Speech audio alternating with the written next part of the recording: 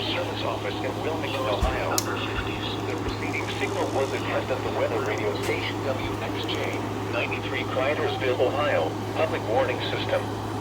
During potentially dangerous weather situations, specially built receivers can be automatically activated by the signal to warn of the impending hazard. Tests of the signal and receiver's performance are normally conducted by the National Weather Service between 11 a.m. and noon each Wednesday. If there is a threat of severe weather, the test will be postponed to the next available good weather day. Reception of this broadcast and its warning alarm tone will vary at any given location. This variability, normally more noticeable at greater distances from the transmitter, can occur even though you are using a good quality receiver in good working order. The warning alarm tone will be activated for hazardous watches and warnings for the following counties: Allen, Auglaize, Defiance, Lincoln, Harnett, Logan, Mercer, Paulding, Putnam, Shelby, Dunwoody, and Wyandotte.